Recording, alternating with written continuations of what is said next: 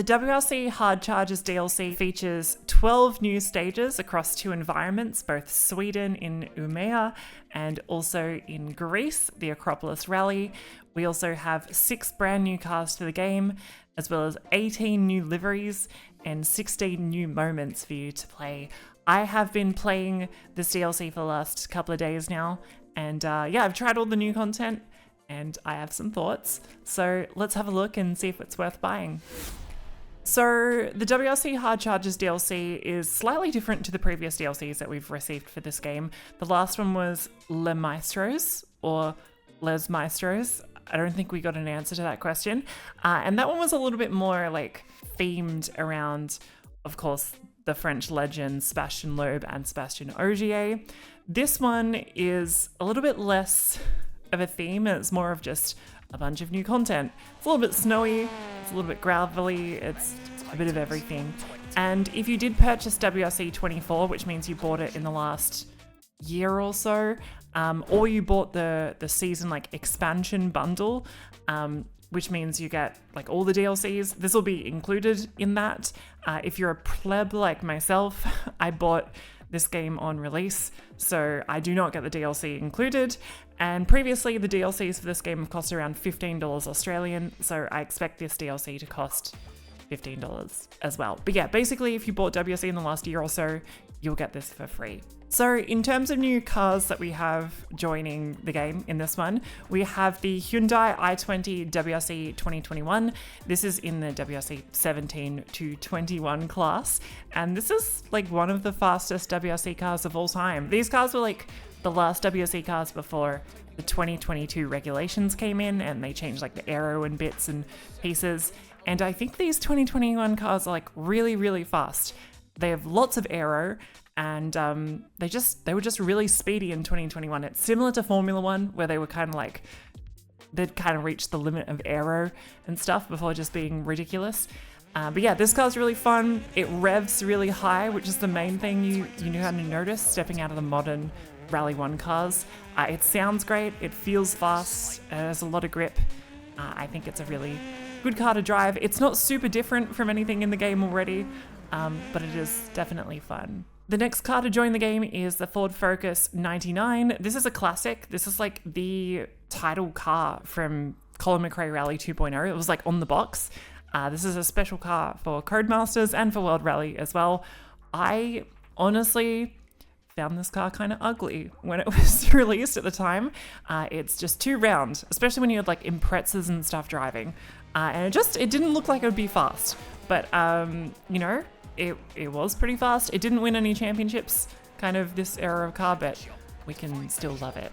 I drove it around a bit. It does feel quite nice. These older WRC cars, I don't know, they have a good balance of speed and they don't have very much aero compared to the modern cars, so it slips and slides around, but it's a good car to drive. I enjoyed it. The Ford Focus RS 1600 Mark I is back from 1973, and I feel like everybody loves and like a Ford Escort. I often get shown old cars by like my family, like my dad or someone, and be like, look at this old car, and I'll be like, yeah, it looks good, I guess. But whenever somebody shows me an Escort, like I feel like the Ford Escort just looks really, really good. And I feel like so many people have a soft spot for this car, and it's good in WRC as well. I'm not the biggest fan of how this drives in the game. I don't really like the rear-wheel drive physics in EA WRC, but yeah, this car is in there. We also have a Rally3 car joining. This is the Renault Clio.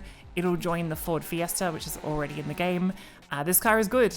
I really like Rally3. I think it's like a really good balance between like speed and stuff. It's 4-wheel drive. It's not boring. You got a bit of pace, but it's not fast enough that you can get into like actual trouble like you can in the WRC cars. I also like the really big nose on the Clio.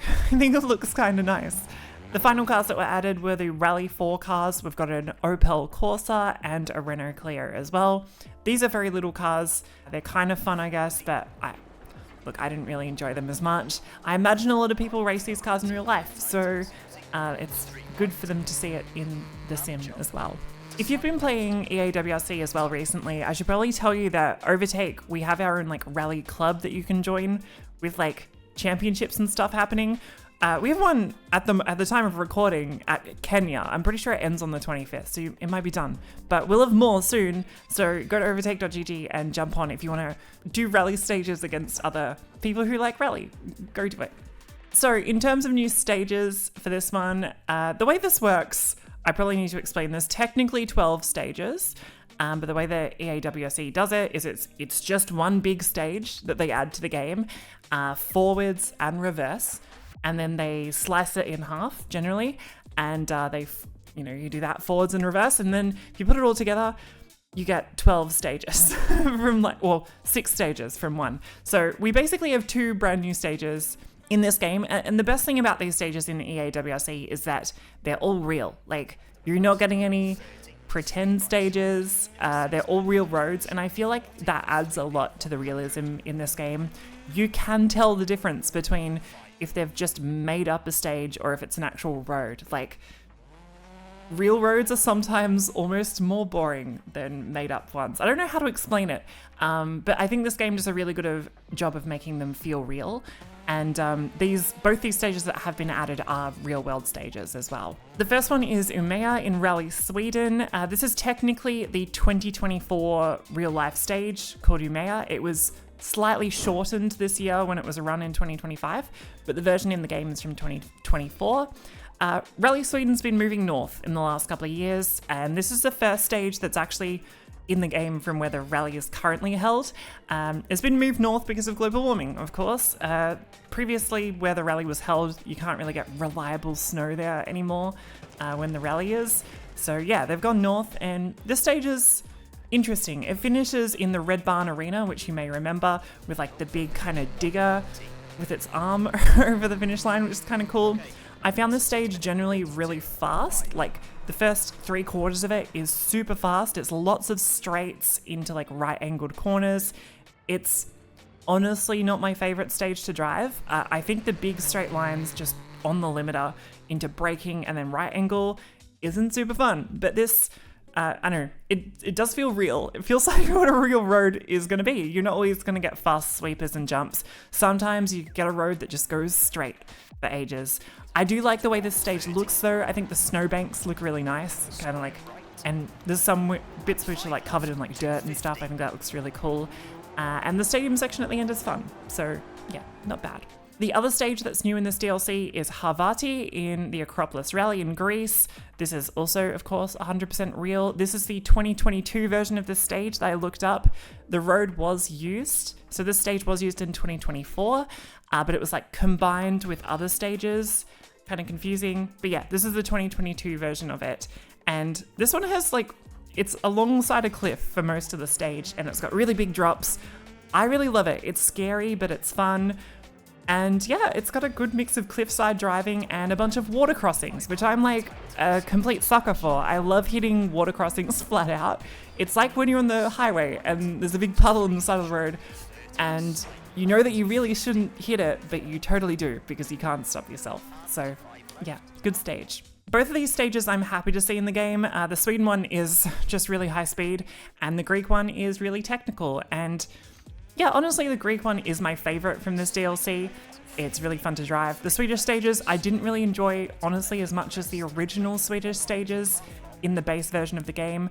But in a rally game, I'm always happy with new roads. Like, you end up like memorizing every single corner of the stage that you drive. So yeah, always good to get new corners and new roads to drive. A note that Mikkel raised in his review of Le Maestros as well is that these stages often feel like they're missing crowd and kind of ambience and like vibe. And I imagine it's really hard fitting like these massive stages into a game and making it run well on like Unreal Engine and all that. But it would be cool to see some bigger crowds at the end of these stages. Like this stadium section at Umeå kind of feels kind of dead. I'd like to see more and like similar to the Faith stage in the previous DLC. So there are 18 new liveries in this game as well. The main ones that stuck out to me are the Ford Focus 2008 liveries. for both Matthew Wilson and Marcus Gronholm. They look really cool. Gronholm's livery on the Peugeot 206 from 99 is also iconic. It's like a Gran Turismo livery. Actually, the previous one was also a Gran Turismo livery. Lots of Gran Turismo liveries, but that's a really good livery. I like that Peugeot one. There's also like the Seat Cordoba privateer livery makes it in. There's a heap of other ones as well you'll recognize. Also in this patch are 16 new moments that you can play that will launch alongside the patch. There's one that includes like Colin McRae's first Rally Kenya in the Ford when he moved there in 99. There's even one based on John Armstrong, who's kind of like the almost spokesperson for this game, making his return to Rally Sweden in 2022. So this is pretty much, as far as I'm aware, the last announced DLC for EA WRC and it's definitely the end of the season pass if you've bought that, and it kind of makes sense. We're in 2025. WRC 24 isn't a thing anymore, but I think this game is in a good place. I wonder if we're going to see more DLC come out of it in the future. Will Codemasters and EA look at releasing more content, or will this game slowly get forgotten about? I don't know. Or maybe we could look at a brand new WRC game being built by Codemasters soon. I have no idea. We'll find out. Anyway, for this DLC, my verdict is I gave it a 7 out of 10. These cars are nice. They're not super different to what we already have in the game. And the DLC is, like, it's honestly really cheap for the amount of content we get, so it's probably worth picking up.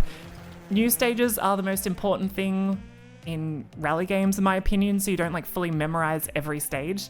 And these new stages are good, especially the Greek one. But yeah, 7 out of 10 is what I gave it. Let me know your thoughts in the comments if you're picking up the DLC. If you've been enjoying the game, I'm sure I'll get a lot of comments being like, this game sucks. Only play Richard Burns Rally. Feel free to type that as well if you want. You don't have to, but you can. If you enjoyed the video, please leave a like, and otherwise you can subscribe to Overtake for more sim racing videos. I'll see you next time. Goodbye.